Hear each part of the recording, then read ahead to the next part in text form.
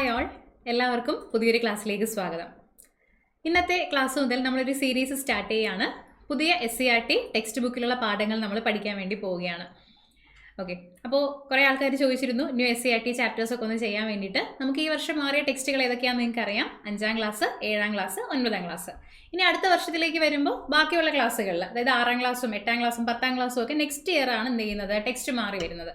അപ്പോൾ നമുക്ക് ഈ പുതിയ ടെക്സ്റ്റിലെ കാര്യങ്ങൾ എന്ത് ചെയ്യാം, പഠിച്ചു തുടങ്ങാം. ഇന്നിപ്പോൾ ഞാൻ ആദ്യം സ്റ്റാർട്ട് ചെയ്തിരിക്കുന്നത് 7ാം ക്ലാസ് മുതലാണ്. 5ാം ക്ലാസ് എടുക്കും കേട്ടോ. നമുക്ക് 7ാം ക്ലാസ്സിൽ ഉള്ള കാര്യങ്ങളൊക്കെ ഒന്ന് പഠിച്ച് കുറച്ചൊന്ന് സെറ്റായി 9ഉം പഠിച്ചതിന് ശേഷം നമുക്ക് 5ലേക്ക് വരാം. ഓക്കെ അല്ലേ? അപ്പോൾ വരുന്ന എല്ലാ പരീക്ഷകളിലും എന്തായാലും ഉറപ്പായിട്ട് ക്വസ്റ്റ്യൻസ് പ്രതീക്ഷിക്കുന്ന ഭാഗമാണ് പുതിയ SCERT. പറയാതെ തന്നെ നിങ്ങൾക്ക് അറിയാം അല്ലേ? ശരി, അപ്പോൾ നമുക്ക് എന്തായാലും സ്റ്റാർട്ട് ചെയ്യാലോ. അപ്പോൾ ന്യൂ SCERT 7ാം ക്ലാസ് നമ്മൾ പാർട്ട് 1 ടെക്സ്റ്റ് നോക്കുമ്പോൾ നമുക്ക് കാണാൻ പറ്റും അതിനകത്ത് 5 ചാപ്റ്റേഴ്സാണ് ഉള്ളത്. അതിൽ വിളയിക്കാം നൂറുമേനി എന്നുള്ളത് ബയോളജിയാണ്. ആസിഡുകളും ബേസുകളും കെമിസ്ട്രിയാണ്. വൈദ്യുതിയുടെ ലോകം ഫിസിക്സ് ആണ്. പ്രകാശം പ്രതിപദിക്കുമ്പോൾ അതും ഫിസിക്സ് ആണ്. മനുഷ്യ ശരീരം ഒരു വിസ്മയം എന്നുള്ളത് ബയോളജിയാണ്. അപ്പോൾ ഈ ഒരു രീതിയിലാണ് നമുക്ക് 7ാം ക്ലാസ്സിലെ പാഠപുസ്തകത്തിലെ പാർട്ട് 1 ടെക്സ്റ്റ് കാണാൻ പറ്റുന്നത്. അപ്പോൾ ഇന്നിപ്പോൾ നമ്മൾ സ്റ്റാർട്ട് ചെയ്യുന്നത് ഏതായിരിക്കും? ഉറപ്പായിട്ടും ഫസ്റ്റ് ചാപ്റ്റർ ആയിട്ടുള്ള വിളയിക്കാം നൂറുമേനി എന്നുള്ളതായിരിക്കും നമ്മൾ ഇന്ന് സ്റ്റാർട്ട് ചെയ്യാൻ വേണ്ടി പോകുന്നത്. ഓക്കെ, റെഡി അല്ലേ? നമുക്ക് തുടങ്ങിയാലോ?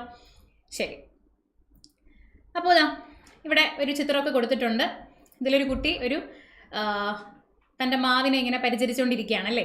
എന്നിട്ട് അതിൻ്റെ തൊട്ട് ബാക്കിലായിട്ടൊരു വലിയ മാവുണ്ട്. അപ്പോൾ കുട്ടി ഇങ്ങനെ പറയുകയാണ്, ആ വലിയ മാവിനെ പോലെ എന്നാണ് എൻ്റെ മാവിലും ധാരാളം മാങ്ങകൾ ഉണ്ടാകുന്നത് അല്ലേ. അപ്പോൾ ഈ മാവ് പറയുകയാണ്, കാത്തിരിക്കൂ, 8-10 വർഷങ്ങൾ കഴിഞ്ഞാൽ നിന്റെ മാവും എന്നെ പോലെ ധാരാളം മാങ്ങകൾ തരും.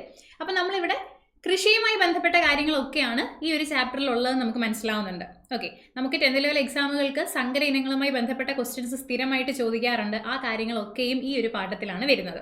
ഓക്കെ, നമുക്ക് നോക്കാം കൃഷിയുമായിട്ട് ബന്ധപ്പെട്ട കാര്യങ്ങൾ അല്ലേ. അപ്പം നമ്മൾ സാധാരണയായിട്ട് കൃഷി ചെയ്യുന്ന സമയത്ത് എന്തൊക്കെ കാര്യങ്ങളാണ് നമ്മുടെ ലക്ഷ്യങ്ങളായിട്ട് വരുന്നത്? നല്ല ഫലം ഉണ്ടാവണം അല്ലേ, നല്ല വിളവ്, നമുക്ക് നല്ല വിളവ് കിട്ടണം, വേഗം ഫലം ഉണ്ടാവണം, ഒരുപാട് കാത്തിരിക്കാതെ ഈസി ആയിട്ട് നമുക്ക് വിളവ് കിട്ടണം, പിന്നെ കിട്ടുന്ന ആ ഒരു ഫലത്തിന് നല്ല ക്വാളിറ്റി വേണം, നല്ല ഗുണനിലവാരം വേണം. അപ്പോൾ ഇതിനൊക്കെ വേണ്ടിയിട്ട് ഒരുപാട് കാര്യങ്ങൾ നമ്മൾ ശ്രദ്ധിക്കേണ്ടതായിട്ടുണ്ട്. നമുക്ക് നോക്കാം എന്തൊക്കെ കാര്യങ്ങളാണ് പ്രധാനമായിട്ടും നമ്മൾ ശ്രദ്ധിക്കേണ്ടതെന്ന്. ഈ പറയുന്ന ഗുണങ്ങളുള്ള കാര്യങ്ങളെല്ലാം നമുക്ക് കിട്ടണമെന്നുണ്ടെങ്കിൽ വിത്തുകളും നല്ലതായിരിക്കണം. വേണ്ടേ? ആ നല്ല വിത്തിൽ നിന്നാണ് നല്ല സസ്യങ്ങൾ ഉണ്ടാകുന്നത്. ശരിയല്ല? നല്ല വിത്താണെങ്കിൽ ഈ പറയുന്ന ഗുണങ്ങളോടുകൂടിയുള്ള സസ്യങ്ങൾ നമുക്ക് ഉണ്ടാക്കിയെടുക്കാനായിട്ട് സാധിക്കും. അപ്പം നോക്കൂ, നല്ല വിളവ് ലഭിക്കാൻ ഗുണമേന്മയുള്ള വിത്ത് തിരഞ്ഞെടുക്കണം. വിത്തിൻ്റെ ഗുണമേന്മ ഉറപ്പുവരുത്താൻ വിത്തെടുക്കുന്ന ഫലം, ചെടി എന്നിവയും ഗുണമേന്മയുള്ളതായിരിക്കണം. അപ്പോൾ നമുക്ക് ഏതെങ്കിലും ഒരു ചെടിയിൽ നിന്നായിരിക്കുമല്ലോ നമുക്ക് ഈ പറയുന്ന വിത്ത് കിട്ടുന്നത്. ഒരു ചെടിയിൽ ഒരു ഫ്രൂട്ട് ഉണ്ടാവും, ആ ഫ്രൂട്ടിൽ നിന്നായിരിക്കും വിത്ത് കിട്ടുന്നത്. ആ വിത്ത് ഇട്ടിട്ടാണ് നമ്മൾ ബാക്കിയുള്ള ചെടികൾ ഉണ്ടാക്കിയെടുക്കുന്നത് അല്ലേ. അപ്പോൾ വിത്ത് നല്ല ഗുണമുള്ളതായിരിക്കണം. ആ വിത്ത് ഗുണമുള്ളതായിരിക്കണമെങ്കിൽ നമ്മൾ ആ വിത്ത് എടുക്കുന്ന ചെടിയും ആ ഫ്രൂട്ടും ഒക്കെ എന്തായിരിക്കണം? നല്ല ക്വാളിറ്റിയുള്ള, നല്ല ഗുണമേന്മയുള്ളത് ആയിരിക്കണം. ആണല്ലോ? ശരി, ഇവിടെ ജസ്റ്റ് നോക്കിക്കോ, നമുക്കൊരു കമ്പാരിസൺ പോലെ നമ്മുടെ പുസ്തകത്തിൽ ഇങ്ങനെ കൊടുത്തിട്ടുണ്ട്. നമ്മൾ എന്തൊക്കെയാണ് വേണ്ടത്? വിത്തെടുക്കുന്ന ചെടി. ഓക്കെ, നമ്മൾ വിത്തെടുക്കാൻ വേണ്ടി ഉദ്ദേശിക്കുന്ന ചെടി കായ് ഫലം കുറവുള്ളതായിരിക്കണോ, കായ് ഫലം കൂടുതലുള്ളതായിരിക്കണോ? ഉറപ്പായിട്ട് നല്ല വിളവ് തരുന്നൊരു ചെടിയിൽ നിന്ന് വിത്തെടുത്താലാണ് നമുക്ക് നല്ല ഗുണമുള്ള വിത്തിനെ ഉൽപ്പാദിപ്പിക്കാൻ പറ്റുള്ളൂ. ശരിയല്ലേ? അപ്പോൾ കായ് ഫലം കൂടുതലുള്ള വിത്ത് വേണം ആ ഒരു ചെടി വേണം നമ്മൾ തിരഞ്ഞെടുക്കാനായിട്ട്. അടുത്തത് ആരോഗ്യമുള്ള ചെടി, രോഗബാധയുള്ളത്, പിന്നെ വളർച്ച മുരടിച്ചത്. ഇതിലേതായിരിക്കും നമ്മൾ വിത്തെടുക്കുന്ന ചെടി ആവേണ്ടത്? നല്ല ആരോഗ്യമുള്ള ചെടിയായിരിക്കണം അല്ലേ. രോഗബാധയുള്ളതും വളർച്ച മുരടിച്ചു പോയതും ഒന്നും നമുക്ക് എടുക്കാൻ പറ്റത്തില്ല. നല്ല ആരോഗ്യമുള്ള ചെടി വേണം നമ്മൾ തിരഞ്ഞെടുക്കാനായിട്ട്. ഇനി വിത്തിനായിട്ട് തിരഞ്ഞെടുക്കുന്ന ഫലം, നമുക്ക് വിത്തെടുത്ത് മാറ്റണമെങ്കിൽ ഒരു ഫ്രൂട്ട് വേണം അല്ലേ. ആ ഫ്രൂട്ട് എങ്ങനത്തേതായിരിക്കണം? ആദ്യമായി ഉണ്ടായ ഫലം, അവസാന കാലത്തുണ്ടായ ഫലം, മധ്യകാലത്തുണ്ടായ ഫലം. ഒരു ചെടി, ഇപ്പം നമ്മളൊരു ചെടി നട്ടു, ആ ചെടിയിൽ നിന്നും ഫസ്റ്റ് കിട്ടുന്ന വിത്ത് അല്ലെങ്കിൽ ഫസ്റ്റ് കിട്ടുന്ന ഫ്രൂട്ട് നല്ല ഫ്രൂട്ട് ആയിരിക്കുമോ? അതിൻ്റെ എല്ലാ ഗുണങ്ങളും, ആ ചെടിയുടെ എല്ലാ ഗുണങ്ങളും ചിലപ്പോൾ അതിനകത്ത് വരണം എന്നില്ല അല്ലേ. ആ ചെടി നശിക്കാറായി അവസാന കാലത്തുണ്ടാകുന്ന ഫ്രൂട്ടും തികഞ്ഞ ഒരു നല്ല ഫ്രൂട്ട് ആയിരിക്കാൻ ചാൻസ് ഉണ്ടോ? അതുമില്ല. അപ്പോൾ ആ ഒരു ചെടിയുടെ ജീവിതകാലത്തിലെ ഒരു മധ്യകാലത്ത്, അതിൻ്റെ ഒരു മിഡ് ഏജിൽ വരുന്ന ഫ്രൂട്ട് ആയിരിക്കും ഏറ്റവും നല്ല ഫ്രൂട്ട് എന്ന് പറയുന്നത്. അപ്പം നമ്മൾ വിത്തിനായിട്ട് തിരഞ്ഞെടുക്കുന്ന ആ ഒരു ഫലം എന്ന് പറഞ്ഞാൽ ആ നല്ലൊരു ചെടിയിൽ മധ്യകാലത്തുണ്ടായ ഫലം വേണം നമ്മൾ തിരഞ്ഞെടുക്കാനായിട്ട്. ഇതൊക്കെ വേണമെങ്കിൽ നമുക്ക് പ്രസ്താവന മോഡൽ ചോദ്യങ്ങളായി ചോദിക്കാൻ കൊള്ളാം. നിർബന്ധമായിട്ട് നിങ്ങൾ പഠിക്കണം. ഓക്കെ, ഇനി മൂപ്പെത്തിയതും മൂപ്പെത്താത്തതും. ഒരു ഫ്രൂട്ട് നമ്മൾ വിത്തിന് വേണ്ടി തിരഞ്ഞെടുത്തു. നല്ല മൂപ്പെത്തിയ ഫ്രൂട്ട് എടുക്കണോ മൂപ്പെത്താത്ത ഫ്രൂട്ട് നമ്മൾ എടുക്കണോ? മൂപ്പെത്തിയ ഫ്രൂട്ട് വേണം നമ്മൾ തിരഞ്ഞെടുക്കാനായിട്ട്. ഓക്കെ, ഇനി തിരഞ്ഞെടുക്കുന്ന വിത്താണ്. അപ്പോൾ നമ്മൾ ചെടി സെലക്ട് ചെയ്ത് കഴിഞ്ഞു, അതിനകത്തുള്ള ഫ്രൂട്ടും നമ്മൾ സെലക്ട് ചെയ്തു. നല്ല മധ്യകാലത്തുണ്ടായ നല്ല മൂപ്പെത്തിയ ഒരു ഫ്രൂട്ട് നമ്മൾ എടുത്തു കഴിഞ്ഞു. ഇനി നമ്മൾ അതിൽ നിന്ന് എടുക്കേണ്ട വിത്തിന്റെ ഗുണങ്ങൾ എന്തൊക്കെയായിരിക്കണം നോക്കൂ. സ്വാഭാവികമായ ആകൃതിയുള്ളത്, സ്വാഭാവികമായ ഭാരമുള്ളത്. ഒരു വിത്ത് എടുക്കുമ്പോൾ ചുക്കിച്ചുളിഞ്ഞ വിത്തുകളും ഉണ്ടാകും, കറക്റ്റ് നല്ല ഷേപ്പുള്ള വിത്തും ഉണ്ടായിരിക്കും അല്ലേ. ഇനി സ്വാഭാവികമായിട്ടുള്ള ഭാരം, തീരെ ഒട്ടും വെയിറ്റ് ഇല്ലാതെ അതിനകത്ത് കേട് വന്നിട്ടുള്ള വിത്തുകളും ഒക്കെ ഉണ്ടാവും. അതൊന്നും എടുക്കാതെ സ്വാഭാവികമായിട്ടുള്ള ആകൃതിയുള്ള വിത്തും സ്വാഭാവികമായ ഭാരമുള്ള വിത്തും നമ്മൾ എടുക്കണം. പുറംതോടിൽ കേടുള്ളത് എടുക്കാൻ പാടുണ്ടോ? പാടില്ല. ഭാരം കുറഞ്ഞെടുക്കാൻ പാടുണ്ടോ? അതും പാടില്ല. സ്വാഭാവികമായിട്ടുള്ള വലിപ്പമുള്ളത് അല്ലേ, സ്വാഭാവികമായിട്ടുള്ള ആകൃതിയും ഭാരവും സ്വാഭാവികമായിട്ടുള്ള വലിപ്പമുള്ളതുമായിട്ടുള്ള വിത്തുകൾ വേണം നമ്മൾ എന്ത് ചെയ്യാനായിട്ട്, നമ്മൾ തിരഞ്ഞെടുക്കാനായിട്ട്. അപ്പം ഇത്രയും കാര്യങ്ങളൊക്കെ സെലക്ട് ചെയ്ത് നമ്മളൊരു വിത്ത് സെലക്ട് ചെയ്ത് കഴിഞ്ഞാൽ ആ വിത്തിൽ നിന്ന് ഉണ്ടാവുന്ന കായ്ഫലം നല്ലതാവാനാണ് ചാൻസ് കൂടുതൽ. ഓക്കെ, മനസ്സിലായല്ലോ? ശരി, അപ്പം അത്രയും കാര്യങ്ങൾ പ്രസ്താവനയായിട്ട് ചോദിക്കാൻ കൊള്ളാം കേട്ടോ. ഇനി ഇവിടെ ചോദിച്ചിരിക്കുകയാണ്, വിത്തിൽ നിന്ന് മാത്രമാണോ പുതിയ സസ്യങ്ങൾ ഉണ്ടാകുന്നത്? ആണോ? നമ്മൾ വിത്ത് മുളപ്പിച്ചിട്ട് മാത്രമാണോ പുതിയ സസ്യങ്ങൾ ഉണ്ടാക്കി എടുക്കുന്നത്? അല്ലല്ലോ.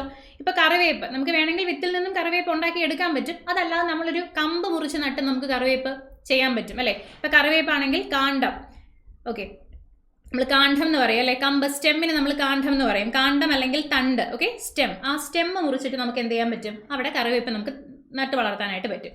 ഇനി ഇഞ്ചി ആണെങ്കിൽ നമ്മൾ എന്താണ്, ഇഞ്ചി ചെടി എങ്ങനെയാണ് കൃഷി ചെയ്യുന്നത്? ഇഞ്ചിയിൽ ആ ഇഞ്ചി അങ്ങനെ തന്നെ നമ്മൾ എടുത്ത് വെക്കും, ശരിയല്ലേ? ആ ഒരു ഇഞ്ചി നല്ല മൂപ്പത്തിയ ഇഞ്ചി നോക്കി നമ്മൾ മണ്ണിൽ വെച്ചിട്ടാണ് അത് എന്ത് ചെയ്തത്, അത് നമ്മൾ വേര് മുളപ്പിച്ച് അത് നമ്മൾ എന്ത് ചെയ്യുന്നത്, നമ്മൾ വളർത്തിയെടുക്കുന്നത്. അപ്പോൾ ഇഞ്ചി എന്ന് പറഞ്ഞാൽ എന്താ സാധനം? ഇഞ്ചി എന്ന് പറഞ്ഞു കഴിഞ്ഞാൽ നമ്മൾ വിചാരിക്കും ഇഞ്ചി ഒരു വേരാന്ന് വിചാരിക്കും. ഇഞ്ചി യഥാർത്ഥത്തിൽ വേരല്ല. ഓക്കെ, ഇഞ്ചി എന്ന് പറയുന്നത് എന്താണ്?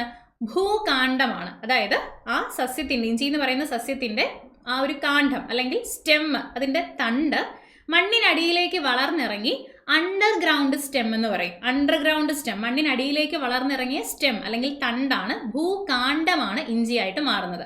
ഇഞ്ചിയാണെങ്കിലും മഞ്ഞളാണെങ്കിലും ഒക്കെ അങ്ങനെയാണ് മാറുന്നത്. ഓക്കെ, അപ്പോൾ ഇഞ്ചിയിൽ നമ്മൾ പുതിയ സസ്യം ഉണ്ടാക്കാൻ വേണ്ടിയിട്ട് എടുക്കുന്നത് ഭൂകാണ്ഡത്തിനെയാണ്, അണ്ടർഗ്രൗണ്ട് സ്റ്റെമ്മിനെയാണ് നമ്മൾ എടുക്കുന്നത്. ഇനി ഇല മുളച്ചി എന്ന് പറയുന്ന സസ്യത്തിലാണെങ്കിലോ, ഇത് കണ്ടോ, ഈ നമ്മുടെ ആ ഒരു ലീഫ്, ഇലയിൽ തന്നെ കുഞ്ഞു കുഞ്ഞു കുഞ്ഞു കുഞ്ഞു മുളകൾ വന്ന് പൊട്ടുന്നത് കണ്ടോ, അത് പുതിയ സസ്യമായിട്ട് എന്ത് ചെയ്യും, മാറും. അപ്പൊ ഇല മുളച്ചിയിലാണെങ്കിൽ ഇലയാണ് പുതിയ സസ്യമായിട്ട് മാറുന്നത്, ഇലയിൽ നിന്ന് പുതിയ സസ്യം ഉണ്ടാകും.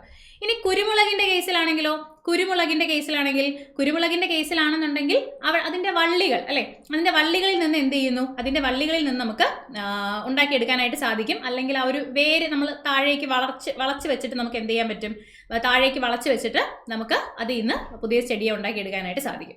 അപ്പൊ നമുക്ക് മനസ്സിലായി, വിത്തിൽ നിന്ന് മാത്രമല്ല മറ്റ് പല ഭാഗങ്ങളിൽ നിന്നും പുതിയ സസ്യങ്ങൾ നമുക്ക് ഉണ്ടാക്കിയെടുക്കാനായിട്ട് സാധിക്കും എന്ന് നമുക്ക് മനസ്സിലായി.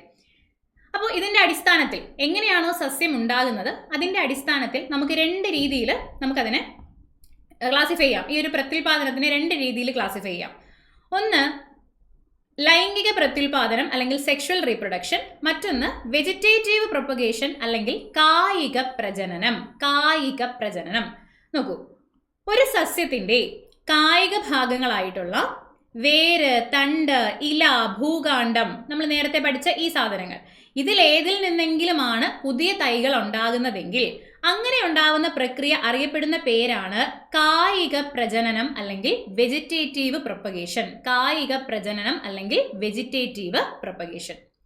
ഇത് എന്ത് തരത്തിലുള്ള പ്രത്യുൽപാദനമാണ്? ഇതൊരു അലൈംഗിക പ്രത്യുൽപാദനമാണ്. ലൈംഗിക പ്രത്യുൽപാദനം എന്ന് പറയുമ്പോൾ ഒരു മെയിൽ പാർട്ടും ഒരു ഫീമെയിൽ പാർട്ടും അവിടെ വരണം, എന്നാലാണ് അത് രണ്ടും കൂടി ചേർന്ന് ബീജസംയോഗം നടന്ന് വിത്തുണ്ടായി മാറുകയാണെങ്കിലാണ് നമ്മളതിനെ എന്തെന്ന് പറയുന്നത്, ലൈംഗിക പ്രത്യുൽപാദനം എന്ന് പറയുന്നത്. ഇവിടെ നമ്മൾ ബാക്കി ഏതെങ്കിലും ഒരു പാർട്ടിയിൽ നിന്നാണ് നമ്മൾ പുതിയ ഒരു ചെടി ഉണ്ടാക്കി എടുത്തതെങ്കിൽ അതിനെ വിളിക്കുന്ന പേരെന്താണ്? അലൈംഗിക പ്രത്യുൽപാദനമാണ്. ഇതിനെ വിളിക്കുന്ന പേര് കായിക പ്രജനനം എന്നാണ്. പ്രസ്താവനകൾ ചോദിക്കാം കേട്ടോ. കായിക പ്രജനനം ഒരു അലൈംഗിക പ്രത്യുൽപാദന രീതിയാണ്. ഇനി വിത്തുണ്ടാകുന്നത് എങ്ങനെയാണ്? വിത്തുണ്ടാകുന്നെന്ന് പറഞ്ഞു കഴിഞ്ഞാൽ ആ പൂവിൻ്റെ ഒരു മെയിൽ പാർട്ടും ഒരു ഫീമെയിൽ പാർട്ടും ഉണ്ടാകും. അത് രണ്ടും കൂടി യോജിച്ച് ബീജസംയോഗം നടന്നിട്ടാണ് വിത്തുകൾ ഉണ്ടാകുന്നത്. അപ്പൊ വിത്തുകൾ ഉണ്ടാകുന്നത് ലൈംഗിക പ്രത്യുൽപാദനത്തിലൂടെയാണ്. അങ്ങനെ വിത്ത് മുളച്ച് തൈ ഉണ്ടായി കഴിഞ്ഞാൽ അത് നമുക്ക് പറയാൻ പറ്റും അത് ലൈംഗിക പ്രത്യുൽപാദനത്തിലൂടെയാണ് ആ ഒരു തൈ ഉണ്ടായത് എന്ന് നമുക്ക് പറയാൻ പറ്റും. ക്ലിയർ ആണല്ലോ? അവിടെ കുറച്ച് എക്സാമ്പിൾസ് നമ്മുടെ ടെക്സ്റ്റിൽ കൊടുത്തിട്ടുണ്ട്. ഇപ്പോൾ ശീമപ്ലാവ്, കായിക പ്രജനനം നടക്കുന്നതാണ് ശീമപ്ലാവ്, മുരിങ്ങ, ഇലമുളച്ചി, കാച്ചിൽ. ഇതെല്ലാം തന്നെ കായിക പ്രജനനത്തിലൂടെ. നമ്മൾ നേരത്തെയും കുറച്ച് എക്സാമ്പിൾസ് കണ്ടു. അതുപോലെ തന്നെ ശീമപ്ലാവാണെങ്കിൽ വേരിൽ നിന്നാണ് ഉണ്ടാകുന്നത്, തൈ വെച്ചിട്ട്. മുരിങ്ങയാണെങ്കിൽ കാണ്ഡം, സ്റ്റെം, മുരിങ്ങ ഒടിച്ചു കുത്തി നമ്മൾ എന്ത് ചെയ്യും, ഉണ്ടാക്കും അല്ലെ, മുരിങ്ങ ഉണ്ടാക്കും. ഇലമുളച്ചി, ഇല, ഭൂകാണ്ഡം, കാച്ചിൽ. നേരത്തെ നമ്മൾ ഇഞ്ചി പറഞ്ഞ പോലെ കാച്ചില്, അതിനകത്തൊക്കെ എന്താണ്, മഞ്ഞള്, അതൊക്കെ ഭൂകാണ്ഡമാണ് പുതിയ സസ്യമായിട്ട് മാറുന്നത്. ഇനി ലൈംഗിക പ്രത്യുൽപാദനം. മുരിങ്ങ നമുക്ക് വിത്ത് മുളപ്പിച്ചിട്ടും എന്ത് ചെയ്യാൻ പറ്റും, ചെയ്യാൻ പറ്റും അല്ലെ. മുരിങ്ങ നമ്മൾ നേരത്തെ പറഞ്ഞ കറിവേപ്പില ആണെങ്കിലും എന്താണെങ്കിലും നമുക്ക് വിത്ത് മുളപ്പിച്ചിട്ടും എന്ത് ചെയ്യാൻ പറ്റും, ഇതിനെ ഉണ്ടാക്കിയെടുക്കാനായിട്ട് സാധിക്കും. ലൈംഗിക പ്രത്യുൽപാദനത്തിന്റെ എക്സാമ്പിൾ ആണത്. ഓക്കെ, അപ്പോൾ അത്രയും മനസ്സിലായല്ലോ. ശരി, ഇനി നമ്മൾ പുതിയ പുതിയ സസ്യങ്ങൾ ഉണ്ടാക്കാനുള്ള പല പല മാർഗങ്ങളിലേക്ക് നമ്മൾ നോക്കുകയാണ്. ഒന്നാമത്തത് പതിവയ്ക്കലാണ്. പതിവയ്ക്കൽ, ലെയറിംഗ് എന്ന് പറയും. പതിവയ്ക്കൽ നോർമലി നിങ്ങൾ പതിവയ്ക്കാറില്ലേ? പതിവയ്ക്കുക എന്ന് പറയുമ്പോൾ പല രീതിയിൽ നമുക്ക് പതിവയ്ക്കാൻ പറ്റും. എന്താണ്, ഒരു സസ്യത്തിൽ ചെറിയൊരു കട്ടുണ്ടാക്കിയിട്ട് അവിടെ വേര് മുളപ്പിച്ച് അതിനെ എടുത്ത് മാറ്റി വെച്ച് നടുന്നത് പതിവയ്ക്കലാണ്. ഇനി അതല്ലെങ്കിൽ ഈ മുല്ലയിലൊക്കെ നമ്മൾ എങ്ങനെയാണ് പതിവയ്ക്കുക? മുല്ലയിൽ ഇങ്ങനെ വള്ളി വളർന്നു വരുമ്പം ആ വള്ളി നമ്മുടെ താഴേക്ക് ഗ്രൗണ്ടിന്റെ അടുത്തേക്ക് കിടക്കുന്ന വള്ളിയെ പതുക്കെ വളച്ച് എന്ത് ചെയ്യും, ഇപ്പം ഇതൊരു വള്ളി ഇങ്ങനെ വരുന്നുണ്ടെങ്കിൽ ഈ വള്ളീനെ പതുക്കെ ഇങ്ങനെ വളച്ച് നമ്മുടെ താഴേക്ക് മണ്ണിലേക്ക് നമ്മൾ ചേർത്ത് വെച്ച് കഴിഞ്ഞാൽ അവിടെ വേരുണ്ടായിട്ട് പുതിയ സസ്യം അവിടെ ഉണ്ടാവും.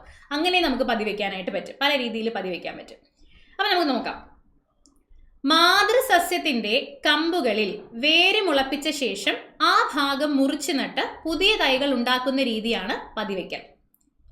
ഇത് എക്സാമ്പിൾസ് നോക്കി വെക്കണേ ഉറപ്പായിട്ടും. പേര, സപ്പോട്ട, ചാമ്പ, ബദാം, അത്തി തുടങ്ങിയ സസ്യങ്ങളിൽ മാതൃസസ്യത്തിന്റെ കമ്പുകളിൽ വേര് മുളപ്പിച്ച ശേഷം ആ ഭാഗം മുറിച്ചു നട്ട് പുതിയ തൈകൾ ഉണ്ടാക്കിയെടുക്കാനായിട്ട് സാധിക്കും. എക്സാമ്പിൾസ് നോക്കണം. മുല്ലയിലൊക്കെ നമുക്ക് പറ്റും. ഓക്കെ, പേര, സപ്പോട്ട, ചാമ്പ, ബദാം, അത്തി, ഇതൊക്കെ പുതിയ ടെക്സ്റ്റിലുള്ള പേരുകളാണ്. തീർച്ചയായിട്ടും നിങ്ങൾ പഠിച്ചു വെക്കുക. ഇതിനകത്തൊക്കെ നമുക്ക് പതിവയ്ക്കൽ നല്ല രീതിയിൽ നടത്താൻ പറ്റും.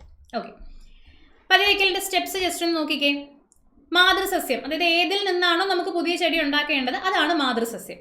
ആ മാതൃസസ്യത്തിൽ നിന്ന് പെൻസിൽ വണ്ണമുള്ള ഒരു കമ്പ് തിരഞ്ഞെടുക്കുക. ഓക്കെ, പെൻസിൽ വണ്ണമുള്ള, ഒരു ഭയങ്കര ഇത് വരാൻ പാടില്ല, ഒരു പെൻസിൽ വണ്ണമുള്ള ഒരു കമ്പ് നമ്മൾ എടുക്കുക.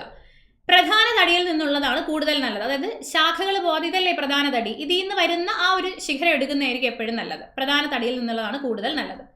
ഈ കമ്പിൽ 2 പർവ്വങ്ങൾക്കിടയിലുള്ള തൊലി 2-3 സെന്റിമീറ്റർ നീളത്തിൽ വളയാകൃതിയിൽ ചെത്തിമാറ്റുക. അത് 2 പർവ്വം എന്ന് പറയുമ്പോൾ ഈ ഇല മുളയ്ക്കുന്ന ആ ഒരു പോർഷൻ ഇല്ലേ, അതിനെയാണ് നമ്മൾ നോഡ് എന്ന് പറയുന്നത്. ആ 2 നോഡിന്റെ ഇടയിൽ, ഇപ്പൊ ഇവിടെ ഇലയുണ്ടെന്നുണ്ടെങ്കിൽ ഈ 2 നോഡ്, ഇതൊരു നോഡാണ്, ഇത് മറ്റൊരു നോഡാണ് അല്ലെ.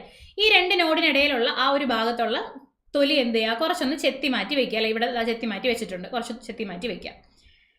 എന്നിട്ട് ആ ഭാഗത്ത് നമ്മൾ എന്ത് ചെയ്യും, ഈ ഭാഗത്ത് ചകിരിച്ചോറും മണ്ണും ചാണകപ്പൊടിയും ഒക്കെ ചേർത്ത് ഒരു മിശ്രിതം ഉണ്ടാക്കി അത് ചെറിയ നനവോടെ ഈ ഭാഗത്ത് വെച്ച് നമ്മളൊരു പോളിത്തീൻ കവർ ഉപയോഗിച്ച് പൊതിഞ്ഞ് കെട്ടി വെക്കണം. ഓക്കെ, ആ ഒരു ഭാഗത്ത് വെച്ചിട്ട് എന്ത് ചെയ്യണം, ഇതുപോലെ നമ്മൾ പൊതിഞ്ഞ് കെട്ടി വെക്കുക. ആവശ്യം ഉണ്ടെങ്കിൽ, നനവ് മാറിപ്പോയി ഡ്രൈ ആയി പോയി എന്നുണ്ടെങ്കിൽ ഇടയ്ക്ക് നമുക്ക് എന്ത് ചെയ്യാൻ പറ്റും, നനച്ചു കൊടുക്കാനായിട്ട് സാധിക്കും. കുറച്ച് ദിവസം കഴിഞ്ഞിട്ട് ഒരു 2 മാസമൊക്കെ കഴിഞ്ഞ് കഴിയുമ്പോൾ നമുക്ക് മനസ്സിലാവും ആ പതി വെച്ച ഭാഗത്ത് ചെറിയ വേരുകൾ വന്നതായിട്ട് നമുക്ക് കാണാനായിട്ട് പറ്റും. ചെറിയ വേരുകൾ വന്നതായിട്ട് കാണാൻ പറ്റും.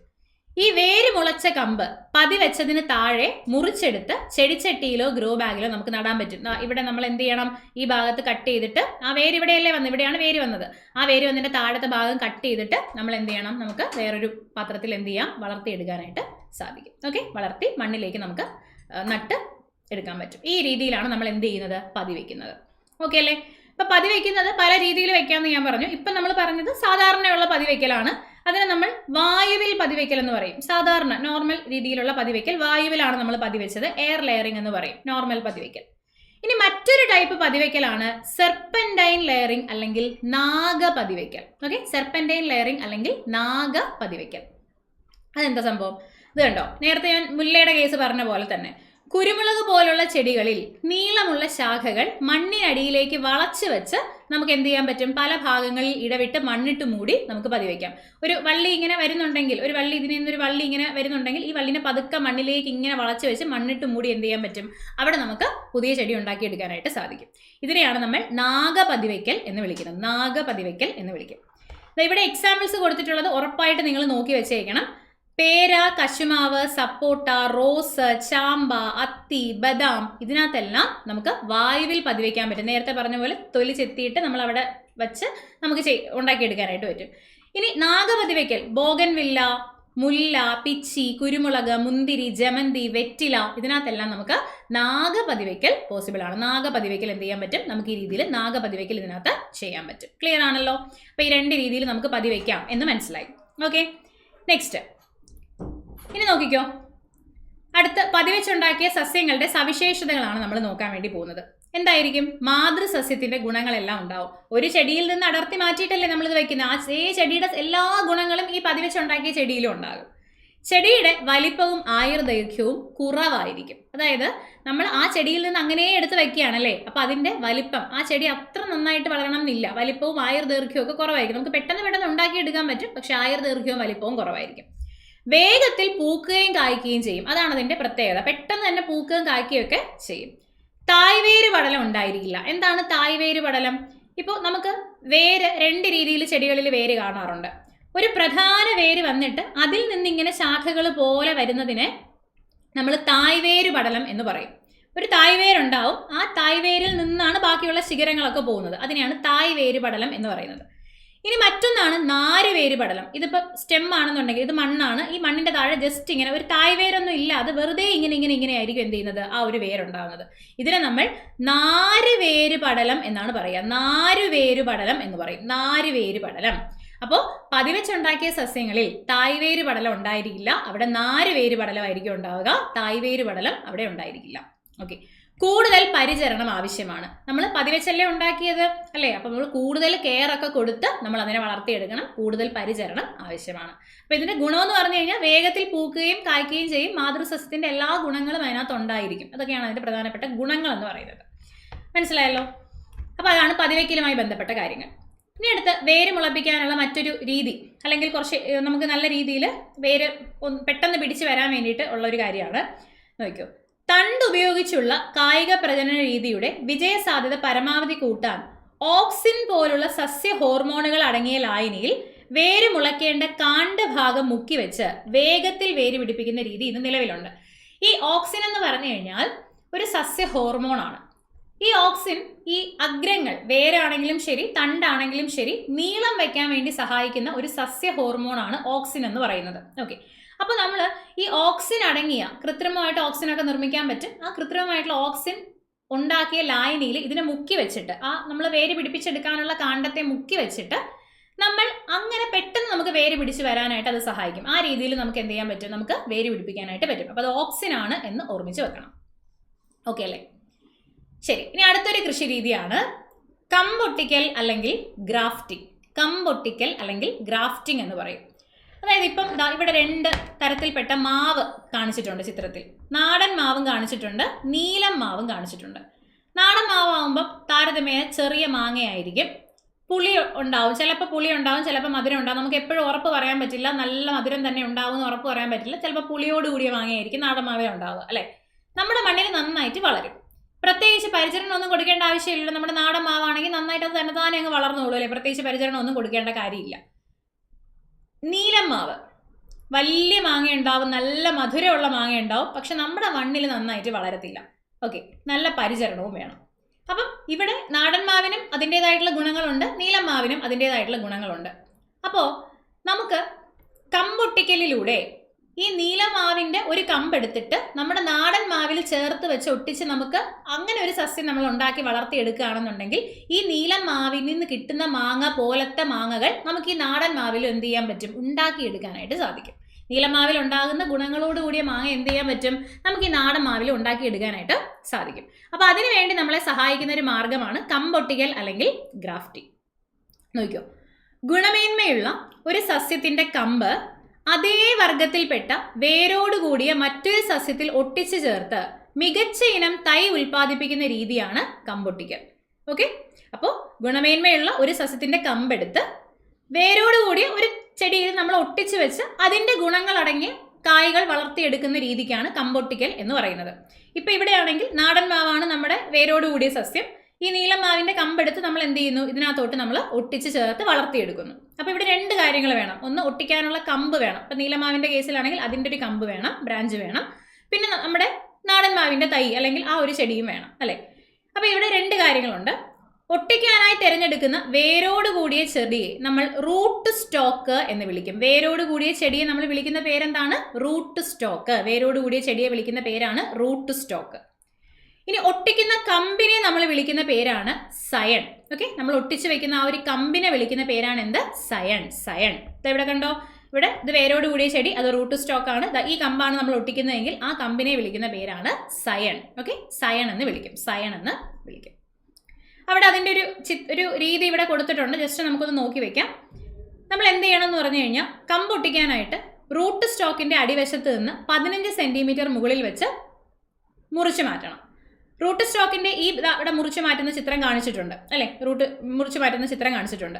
റൂട്ട് സ്റ്റോക്കിൻ്റെ ഈ ഭാഗത്ത് നടുവിൽ കത്തി ഉപയോഗിച്ച് 4 സെൻറ്റിമീറ്റർ നീളത്തിൽ താഴേക്ക് മുറിക്കുക. ഇത് കണ്ടോ, 4 സെൻറ്റിമീറ്റർ നീളത്തിൽ താഴേക്ക് മുറിച്ച് വെച്ചിരിക്കുന്നത് കണ്ടോ? മുറിച്ച് വെച്ചിട്ടുണ്ട്. ഓക്കെ, ഇനി അടുത്ത് സയണാണ്. ഈ ഒട്ടിക്കാനുള്ള കമ്പാണ്. ഈ ഒരു കൊമ്പാണ് നമ്മൾ അവിടെ ഒട്ടിച്ച് വെക്കാൻ വേണ്ടി പോകുന്നത്. അതിൻ്റെ അടിഭാഗം 2 വശവും ഇതുപോലെ ചരിച്ചിങ്ങനെ ചെത്തി എടുത്തിട്ടുണ്ട്, അല്ലെങ്കിൽ ചരിച്ച് എന്ത് ചെയ്തിട്ടുണ്ട്? ഇങ്ങനെ ചരിച്ച രീതിയിൽ നമ്മളവിടെ ചെത്തിയെടുത്ത് വെച്ചിട്ടുണ്ട്. ഇനി ഇവിടെ നമ്മളൊരു വിടവ് ഉണ്ടാക്കി വെച്ചില്ലേ? ഇത് കണ്ടോ, ഇത് നമ്മൾ റൂട്ട് സ്റ്റോക്കിൽ ഉണ്ടാക്കിയ വിടവാണ് ഇതായി കാണിച്ചിരിക്കുന്നത്. റൂട്ട് സ്റ്റോക്കിൽ ഉണ്ടാക്കിയ വിടവ്, ഇവിടെ ഒരു വിടവ് കാണുന്നില്ലേ? ഇതാണ് വിടവ്. ഈ വിടവിലേക്ക് നമ്മൾ ഈ ചരിച്ച് കട്ട് ചെയ്ത് വെച്ച ആ സയൺ നമ്മളിങ്ങനെ എന്ത് ചെയ്യുന്നു? നമ്മൾ ചേർത്ത് വെച്ചിട്ട് നമ്മൾ അതിനെ ടേപ്പ് ഉപയോഗിച്ച് ഇങ്ങനെ കെട്ടിവെക്കുന്നു. നന്നായിട്ട് ചേർത്ത് വെച്ച് ടേപ്പ് ഉപയോഗിച്ച് നമ്മൾ കെട്ടിവെക്കും. ഓക്കെ, ഇത് തമ്മിൽ ഒട്ടിച്ചേർന്ന് ഒന്നായി വളരാൻ തുടങ്ങും. അങ്ങനെ വളരാൻ തുടങ്ങിക്കഴിഞ്ഞാൽ നമുക്ക് ആ ചെടീനെ എന്ത് ചെയ്യാൻ പറ്റും? നമുക്ക് മാറ്റി നട്ട് അതിനെ പരിചരിച്ച് വളർത്തിയെടുത്തു കഴിഞ്ഞാൽ നല്ല ഗുണമേന്മയുള്ള കായ്കൾ നമുക്ക് അതിൽ നിന്ന് ഉണ്ടാക്കിയെടുക്കാനായിട്ട് സാധിക്കും. ക്ലിയർ ആണല്ലോ? അപ്പോൾ അതിനെയാണ് നമ്മൾ എന്ത് പറയുന്നത്? കമ്പൊട്ടിക്കൽ അല്ലെങ്കിൽ ഗ്രാഫ്റ്റിംഗ് എന്ന് പറയും. ഓക്കെ, കമ്പൊട്ടിക്കൽ അല്ലെങ്കിൽ ഗ്രാഫ്റ്റിംഗ് എന്ന് പറയും. ഓക്കെ ആണ്. അടുത്തത് ബഡ്ഡിംഗ് ആണ്, മുകുളമൊട്ടിക്കൽ. അടുത്ത സംഗതിയാണ് ബഡ്ഡിംഗ് അല്ലെങ്കിൽ മുകുളമൊട്ടിക്കൽ. ഓക്കെ, നമ്മൾ നേരത്തെ ഒരു ചെടിയുടെ കമ്പാണ് മറ്റൊരു ചെടിയിൽ, വേരോട് കൂടിയ ചെടിയിൽ നമ്മൾ ഒട്ടിച്ചു വെച്ചതെങ്കിൽ ഇവിടെ നമ്മൾ ആ കമ്പ് ഒട്ടിക്കുന്നതിന് പകരമായിട്ട് മുകുളമാണ് നമ്മൾ ഒട്ടിച്ചു വെക്കുന്നത്. ബഡാണ് നമ്മൾ ഒട്ടിച്ചു വെക്കുന്നത്. മുകുളം എന്ന് വെച്ചാൽ ചെറുതല്ലേ, ചെറിയ ഭാഗം. മുകുളം കമ്പിൻ്റെ അത്രയല്ല, ചെറിയൊരു മുകുളമാണ് നമ്മൾ ഒട്ടിച്ചു വെക്കുന്നത്. ഗുണമേന്മയുള്ള ഒരു സസ്യത്തിന്റെ മുകുളം അതേ വർഗത്തിൽപ്പെട്ട വേരോട് കൂടിയ മറ്റൊരു സസ്യത്തിൽ ഒട്ടിച്ചു ചേർത്ത് മികച്ച നടീൽ വസ്തു ഉണ്ടാക്കുന്ന രീതിയാണ് മുകുളമൊട്ടിക്കൽ എന്ന് പറയുന്നത്. ഓക്കെ, ഗുണമേന്മയുള്ള ഒരു സസ്യത്തിന്റെ മുകുളം അതേ വർഗത്തിൽപ്പെട്ട വേരോട് കൂടിയ മറ്റൊരു സസ്യത്തിൽ ഒട്ടിച്ചു ചേർത്ത് നടീൽ വസ്തു എന്ന് വെച്ചാൽ നടാൻ പാകത്തിലുള്ള സാധനം, അതിനെയാണ് നടീൽ വസ്തു എന്ന് പറയുന്നത്. അതിനെയാണ് നമ്മൾ മുകുളമൊട്ടിക്കൽ അല്ലെങ്കിൽ ബഡ്ഡിംഗ് എന്ന് പറയുന്നത്. ഇത് നോക്കിക്കേ, നമ്മൾ നേരത്തെ പഠിച്ച പോലെ തന്നെയാണ്, വേറെ മാറ്റമൊന്നുമില്ല.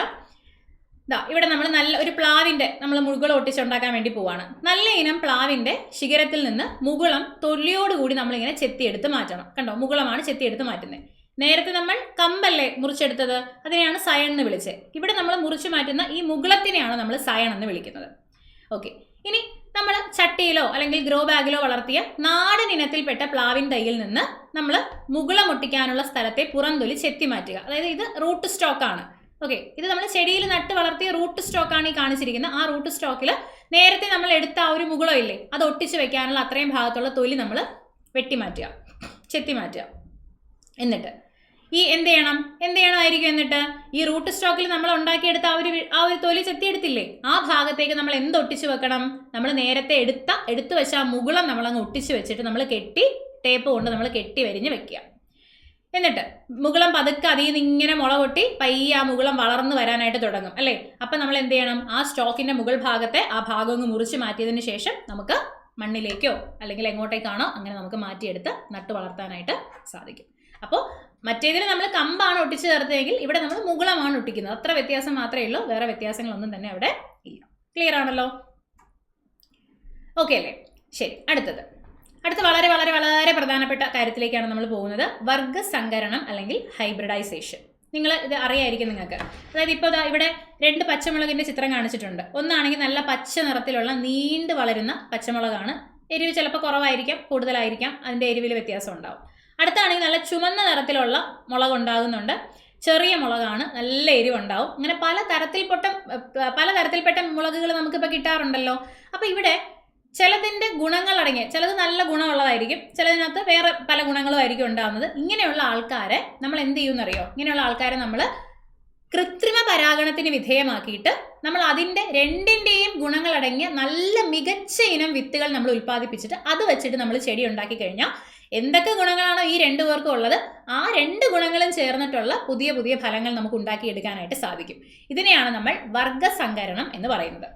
നോക്കിക്കേ, ഒരേ വർഗത്തിൽപ്പെട്ടതും വ്യത്യസ്ത ഗുണങ്ങളുള്ളതുമായ രണ്ട് ചെടികൾ തമ്മിൽ കൃത്രിമ പരാഗണം നടത്തി രണ്ടിൻ്റെയും ഗുണങ്ങൾ ചേർന്ന പുതിയ വിത്തുകൾ ഉൽപ്പാദിപ്പിക്കുന്ന രീതിയാണ് വർഗസങ്കരണം. ഓക്കെ, രണ്ടിൻ്റെയും ഗുണങ്ങൾ ചേർന്നിട്ടുള്ള പുതിയ വിത്തുകൾ ഉണ്ടാക്കിയെടുക്കുന്നു. നമ്മളിങ്ങനെ ഇതിനെ തമ്മിൽ കൃത്രിമ പരാഗണം നടത്തി പുതിയ വിത്ത് ഉണ്ടാക്കുമ്പോൾ ഈ രണ്ടിൻ്റെയും ഗുണങ്ങൾ അടങ്ങിയ വിത്തുകളും അതിനകത്തുണ്ടാകും, രണ്ടിൻ്റെയും ദോഷങ്ങൾ അടങ്ങിയ വിത്തുകളും ഉണ്ടാവും. അങ്ങനെ പല ടൈപ്പിൽപ്പെട്ട വിത്തുകൾ ഉണ്ടാവും. അതിൽ നിന്ന് ഗുണമേന്മയുള്ള വിത്തുകൾ മാത്രം തിരഞ്ഞെടുത്താണ് നമ്മൾ കൃഷി ചെയ്യാൻ വേണ്ടി യൂസ് ചെയ്യുന്നത്. ഇങ്ങനെ രണ്ടിൻ്റെയും ഗുണങ്ങൾ അടങ്ങിയ വിത്തുകളെയാണ് നമ്മൾ സങ്കര ഇനം വിത്തുകൾ എന്ന് വിളിക്കുന്നത്. ഹൈബ്രിഡ് വെറൈറ്റീസ് എന്ന് പറയും അല്ലേ. ഹൈബ്രിഡ് ആയിട്ടുള്ള പല പല വെറൈറ്റീസ് ഇല്ലേ അല്ലേ. ഇപ്പം നമ്മൾ തെങ്ങിലൊക്കെ തന്നെയാണെങ്കിൽ നമുക്ക് കൈകൊണ്ട് തന്നെ തേങ്ങ പറിച്ചെടുക്കാൻ പറ്റുന്ന രീതിയിലുള്ള തെങ്ങുകൾ, ചെറിയ തെങ്ങുകളില്ലേ, അതൊക്കെ ഹൈബ്രിഡ് വെറൈറ്റീസ് ആണ്. തെങ്ങിൻ്റെയൊക്കെ ഹൈബ്രിഡ് വെറൈറ്റീസ് ആണ്. ഓക്കെ, സങ്കര ഇനം വിത്തുകൾ എന്ന് പറയും. ഓക്കെ, ഗുണങ്ങൾ അടങ്ങിയ വിത്തുകളെ മാത്രം. ഓക്കെ, അപ്പോൾ കൃത്രിമ പരാഗണം എന്ന് നമ്മൾ നേരത്തെ പറഞ്ഞിട്ടുണ്ടായിരുന്നു. അപ്പോൾ എന്താണ് ജസ്റ്റ് പരാഗണം എന്ന് പറഞ്ഞാൽ എന്താണ്? പരാഗണം എന്ന് പറയുമ്പോൾ ഒരു പൂവിലുള്ള ഒരു ആൺ ഭാഗവും അതേപോലെ പെൺഭാഗവും കൂടെ ഒരുമിച്ച് ചേരുന്ന ആ ഒരു പ്രോസസ്സ്, ബീജസംയോഗം എന്ന് പറയും, പരാഗണം നടക്കണം അല്ലേ. അപ്പോൾ ഈ ആൺഭാഗം ഈ പെൺഭാഗത്തിലേക്ക് വന്ന് വീഴുന്നതിനെയാണ് നമ്മൾ പരാഗണം എന്ന് പറയുന്നത്. പോളിനേഷൻ. പരാഗണം രണ്ട് രീതിയിൽ നടക്കാം.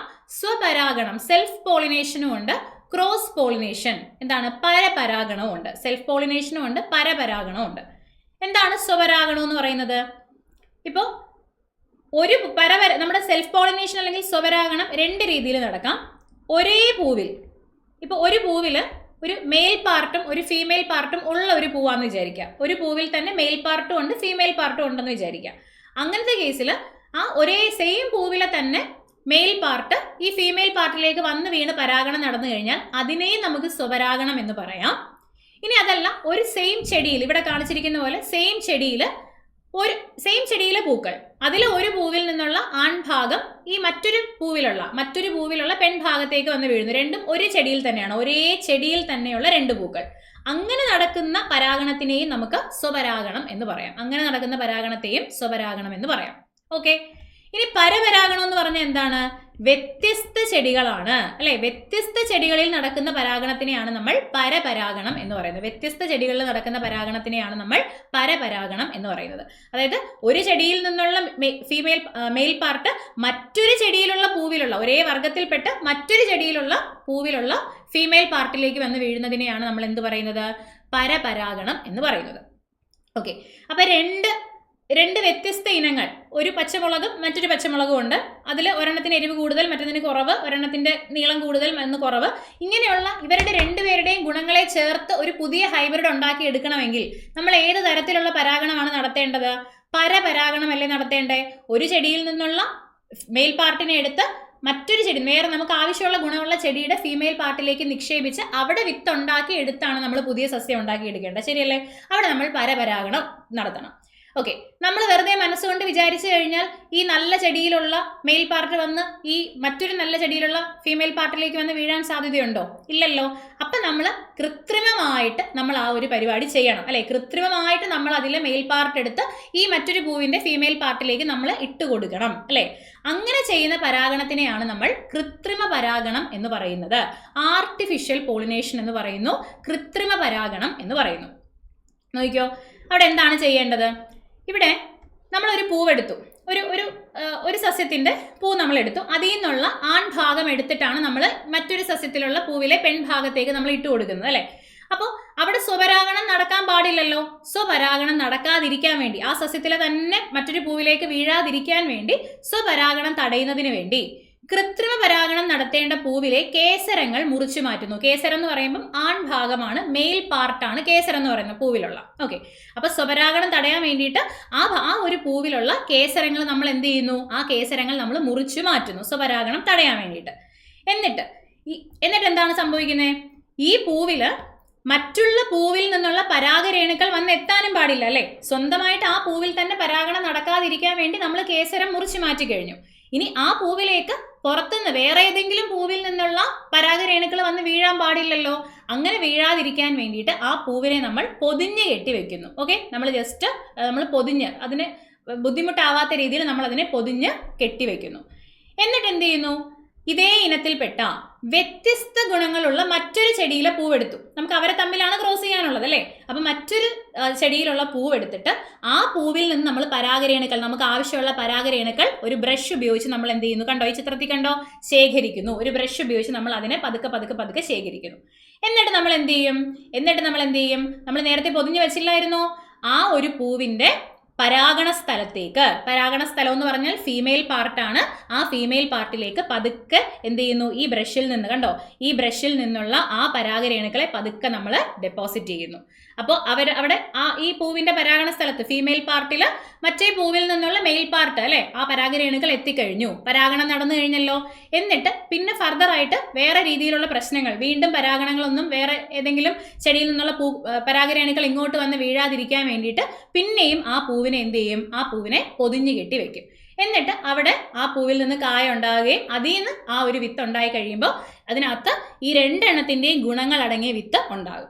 ഗുണങ്ങളടങ്ങിയ വിത്ത് മാത്രമായിരിക്കില്ല ഉണ്ടാകുന്നത്, ദോഷങ്ങളടങ്ങിയ വിത്തും സമ്മിശ്ര ഗുണമുള്ളതും ഗുണങ്ങളടങ്ങിയതും ഒക്കെ ഉണ്ടാവും. അതിൽ നിന്ന് നല്ല വിത്തുകളെ മാത്രം തിരഞ്ഞെടുത്തിട്ട് നമ്മൾ എന്ത് ചെയ്യുന്നു, കൃഷി ചെയ്യാൻ വേണ്ടിയിട്ട് യൂസ് ചെയ്യുന്നു. ഇതാണ് നമ്മുടെ കൃത്രിമ പരാഗണം എന്ന് പറയുന്നത്, ആർട്ടിഫിഷ്യൽ പോളിനേഷൻ എന്ന് പറയുന്നു. ഓക്കെ, ഇനി സങ്കരയിനം വിത്തുകൾ ഇവിടെ കൊടുത്തിട്ടുണ്ട്, സങ്കരയിനം വിത്തുകൾ കൊടുത്തിട്ടുണ്ട്, എപ്പോഴും പരീക്ഷയ്ക്ക് ചോദിക്കാറുണ്ട്. നമ്മുടെ SCERT പഴയ ടെക്സ്റ്റിലാണെങ്കിൽ ഇതിനേക്കാളും കുറച്ചുകൂടി കൂടുതൽ കാര്യങ്ങൾ അതിനകത്തുണ്ട്. ഇവിടെ ഇപ്പം അത്രയും ഇല്ല, കൊടുത്തിട്ടില്ല. നമുക്ക് ജസ്റ്റ് എല്ലാം ഒന്ന് പറഞ്ഞു പോവാം എന്നാലും കേട്ടോ. മുളകിന്റെ ഇനങ്ങൾ ഏതൊക്കെയാണ്? ഉജ്ജ്വല, ജ്വാലാമുഖി, അനുഗ്രഹ. ബാക്കി പഴയ ടെക്സ്റ്റിലുള്ള ഞാൻ ജസ്റ്റ് പറഞ്ഞു പോവാണ് കേട്ടോ. അനുഗ്രഹ, തേജസ്, പിന്നെ ജ്വാലാസഖി. ഇതെല്ലാം മുളകിന്റെ ഇനങ്ങളാണ് കേട്ടോ. ഇതെല്ലാം മുളകിന്റെ ഇനങ്ങളാണ്. ആലോചിക്കുമ്പോൾ തന്നെ കിട്ടും, മുളക് നല്ല എരിവാണ്. അപ്പോൾ ഉജ്ജ്വല, ജ്വാലാമുഖി, ജ്വാലാസഹി, അനുഗ്രഹ, തേജസ് എന്നൊക്കെ പറയുമ്പോൾ തന്നെ ഒരു എരിവ്, കുറച്ച് കട്ടിയുള്ള പേരുകളാണ് അല്ലേ. അതൊക്കെ മുളകിന്റെ ഇനങ്ങളാണ്. അടുത്ത് പയറിന്റെ ഇനങ്ങളാണ് ജ്യോതിക, ഭാഗ്യലക്ഷ്മി, ലോല, ഓക്കെ, മാലിക. ഇതെല്ലാം ജ്യോതിക, ഭാഗ്യലക്ഷ്മി, ലോല, മാലിക ഇതെല്ലാം പയറിന്റെ വെറൈറ്റീസ് ആണ്, പയറിന്റെ ഇനങ്ങളാണ്. അടുത്ത നെല്ലിന്റെ ഇനമാണ് പവിത്ര, അന്നപൂർണ, ഹ്രസ്വ. ഇതെല്ലാം പവിത്ര, ഹ്രസ്വ, അന്നപൂർണ ഇതൊക്കെ നെല്ലിന്റെ ഇനങ്ങളാണ്, നിർബന്ധമായും പഠിക്കണം കേട്ടോ. അടുത്ത തെങ്ങാണെങ്കിൽ ചന്ദ്രലക്ഷ, ചന്ദ്രശങ്കര, ലക്ഷഗംഗ. പല ഇനങ്ങളുണ്ട്, ചന്ദ്രലക്ഷ, ചന്ദ്രശങ്കര, ലക്ഷഗംഗ ഇതെല്ലാം തന്നെ തെങ്ങിന്റെ ഇനങ്ങളാണ്. അടുത്ത വെണ്ടയാണെങ്കിൽ സൽകീർത്തി, കിരൺ. പഴയ ടെക്സ്റ്റിലുള്ള രണ്ടെണ്ണം കൂടി പറഞ്ഞു തരാം. അർക്ക, അനാമിക ഇതെല്ലാം വെണ്ടയുടെ ഇനങ്ങളാണ്. അപ്പൊ സൽകീർത്തി, കിരൺ, അർക്ക, അനാമിക ഇതെല്ലാം തന്നെ എന്താണ്, വെണ്ടയുടെ ഇനങ്ങളാണ്. നിർബന്ധം പഠിക്കുമല്ലോ എല്ലാവരും. ഈ ഒരു ഭാഗം നിർബന്ധമായിട്ടും എന്ത് ചെയ്യുക, എല്ലാവരും പഠിക്കാം. ഓക്കെ, ഇനി നമുക്ക് കാർഷിക ഗവേഷണ കേന്ദ്രങ്ങളിലേക്കാണ് പോകേണ്ടത്. അത് നമുക്ക് അടുത്തൊരു സെഷനായിട്ട് എന്ത് ചെയ്യാം, അടുത്തൊരു സെഷനായിട്ട് നമുക്ക് പഠിക്കാം. അപ്പോൾ ഇത്രയും കാര്യങ്ങൾ നിങ്ങൾ പഠിച്ചിട്ട് വരിക. ക്ലാസ്സിനെ കുറിച്ചുള്ള അഭിപ്രായങ്ങളൊക്കെ തീർച്ചയായിട്ടും കമൻറ്റ് ബോക്സിൽ രേഖപ്പെടുത്തുക. അപ്പോൾ അടുത്തൊരു സെഷനിൽ ഇതിൻ്റെ ബാക്കി ഭാഗവുമായിട്ട് നമുക്ക് കാണാം, ബാക്കി ചാപ്റ്റേഴ്സും ഒക്കെ നമുക്ക് പഠിക്കാം. അപ്പോൾ എല്ലാവർക്കും ഉപയോഗപ്രദമായി എന്ന് വിചാരിക്കുന്നു. അടുത്ത ക്ലാസ്സിൽ കാണാം. ബൈ.